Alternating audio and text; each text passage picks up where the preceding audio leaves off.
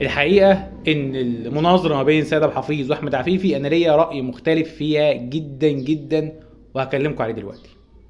في البدايه لازم تبقوا عارفين ان كل النادي الاهلاويه او كل الاهلاويه شايفين ان سيد عبد الحفيظ علم على احمد عفيفي، والعكس كل الزملكاويه شايفين ان احمد عفيفي علم على سيد عبد الحفيظ. الاثنين ما قالوش حاجه جديده، الاثنين قالوا ايه الكلام اللي كان تقريبا كل الناس بيقولوه، مفيش اي حاجه جديده.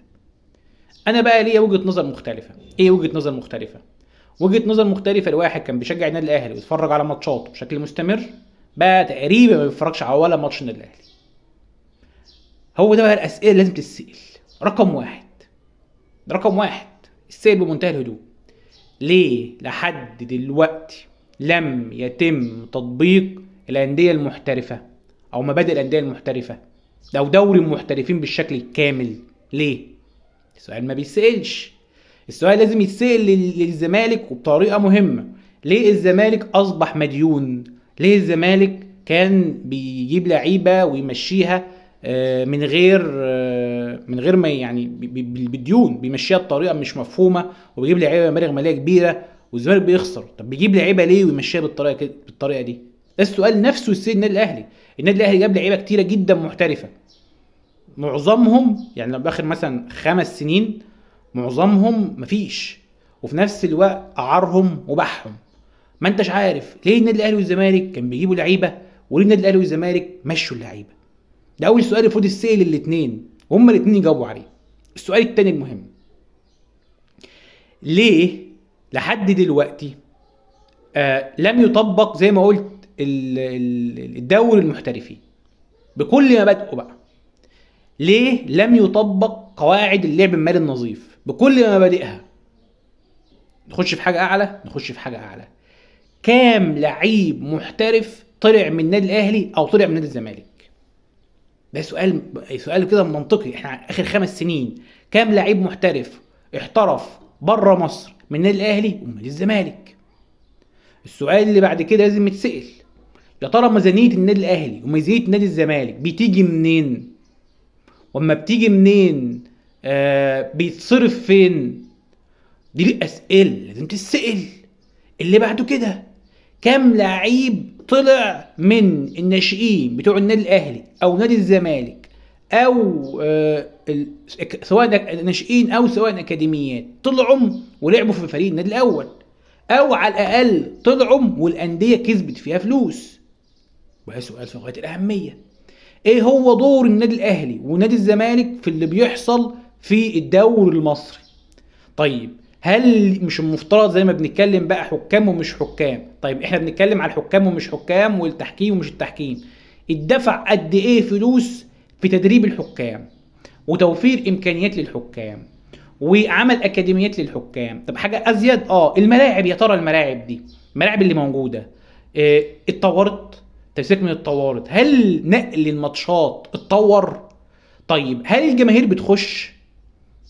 دي اسئله مفترض احنا نجاوب عليها. اللي بعد كده: فين القواعد التنظيميه اللي بتحصل؟ يعني بالامانه هل بتحصل مجاملات النادي الاهلي والزمالك؟ ايوه للاثنين، وده واضحه للاثنين تمام. طيب المجاملات اللي بتحصل ديت على حساب مين؟ هل الدوري دور النادي الاهلي ونادي الزمالك في مساعده الدوري في ان يكون في انديه قويه تلعب معاهم بحيث ان هم يساعدوا ويشيلوا الدوري مع بعضه؟ يعني المساله مش الاهلي والزمالك بيلعبوا مع بعض، لا ده في انديه تانية موجوده. فين الدور بتاعهم؟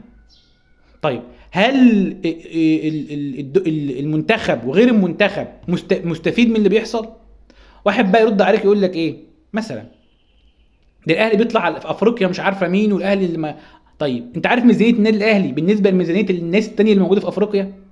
طب اللعيبه اللي موجوده في الدوريات التانية بتطلع بره وتحترف، انما عندك كام لعيب محترف موجود؟ هل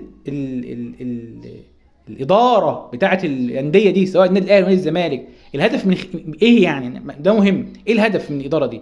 هل هي الهدف منها ان هي مجرد تاخد بطولات حتى لو بفلوس كتير، حتى لو جالهم دعم خارجي، ولا الهدف منها ان هي اقامه كوره كاستثمار؟ استثمار يعني من الاخر اهم حاجه الفلوس، بتدخل لي فلوس، بتطلع لعيبه محترفه، بتعظم قيمه الكوره في مصر. طيب هل انت في الاخر 5 سنين شايف ان الكوره والانديه والدوري بتعظم قيمته، ولا في ناس كتيره زي كده بدات تبعد عن الموضوع. كام لعيب زي ما قلت لك ممكن تقول عليه لعيب كويس في مصر دلوقتي ويستحق انه يبقى محترف؟ طيب دي الاسئله اللي المفترض هم يجاوبوا عليها، لان دي هي المستقبل. يعني انت لما بتتكلم مثلا الزمالك بيقول لك انا هنسحب، ده حصل من نفس الكلام من الاهلي وانا هنسحب. الاهلي والزمالك واخدين الموضوع ان ده لو في مصلحتي هقعد، لو مش في مصلحتي هنسحب، لكن ده في الاخير بيضر الكوره. طيب بالنسبه للقواعد اللي انا بتكلم عليها في الفيديو ده، هل اتطبقت؟ طب هل حد بيقدر تطبيقها؟ طب ليه هم ما ناقشوش القواعد دي في اللقاء؟ ليه حضرتك عمال تكلمني على حاجات ملهاش اي لازمه وزي ما بيقولوا تعليم علم على ده وده علم على ده، وفي الاخير انت ما استفدتش حاجه؟ للاسف الشديد، ودي حاجه يعني لازم تبقوا عارفينها، ان الكره نازله لتحت. الناس اللي بتتابعها قلت كتير، مش بس قلت كتير عن زمان. وفي ناس كتيره جدا ما هياش مهتمه، لان انا حضرت مانو جوزيه لما كان بيلعب، كان بيفوز على كل الانديه اعتقد في 2006 او 2005، كان معلم على كل الانديه، وكان الاهلي كان بص بيغلب، بس كان في كوره بتتلعب، كانت في كوره تشوفها. انما دلوقتي مفيش كوره، والمستوى عمال يقل. ولو بصيت للمستوى حواليك في الدوريات اللي موجوده حواليك، مش هقولك بقى في اوروبا ولا فين، لا حواليك تكتشف انه لا مفيش خطه، مفيش لعيبه، ومفيش ناشئين. والسؤال بقى يعني والله العظيم كان نفسي اخر سؤال هساله، كان نفسي حد يناقش هذا السؤال، ونفسي حد يجيب كابتن سيد ابو حفيظ، يجيب احمد عفيفي، يجيب اي حد. قال الناشئين معظمهم ليه بقوا اولاد اللعيبه؟ ليه؟ يعني انت تخش كده اي نادي تعرف ان ده ابوه كذا، ابنه كذا، ده ابوه لعيب، ده ابوه مش عارفه مين. ليه بقى اللعيبه يخلوا عيالهم يلعبوا في الناشئين؟ ليه والله ده سؤال نفسي حد يجاوبنا عليه. ليه؟ فين قطاع الناشئين اللي موجود؟ طيب هو على اختبارات الناشئين اللي بتحصل في نادي الاهلي ونادي الزمالك بتحصل على اساس ايه؟ كم واحد طلع من الناشئين؟ هل في فساد في الناشئين ولا مفيش فساد؟ هل دي اسئله تقدر حضرتك تجاوب عليها؟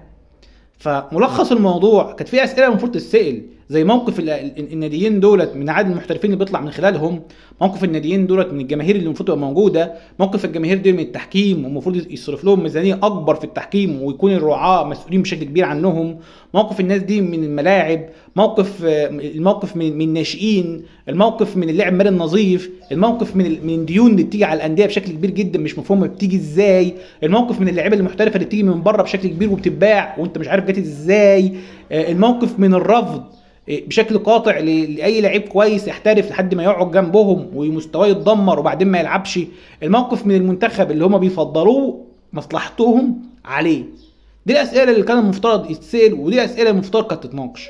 انما حضرتك هتقعد تكلمني في اسئله ملهاش اي 60 لازمه، واتنين عمالين يناقشوا مع بعض نظام معلم عليك ومعلمش عليك، في الاخر الكره هتفضل زي ما هي، والمستوى الوحش هيفضل زي ما هو، والكره ما بتتقدمش، والمسابقات ما بتتقدمش. احنا عندنا للاسف الشديد كل سنه يقول لك السنه دي سنه تجريبيه، السنه سنه تجريبيه واحنا هنعدل، ومفيش حاجه بتتعدل.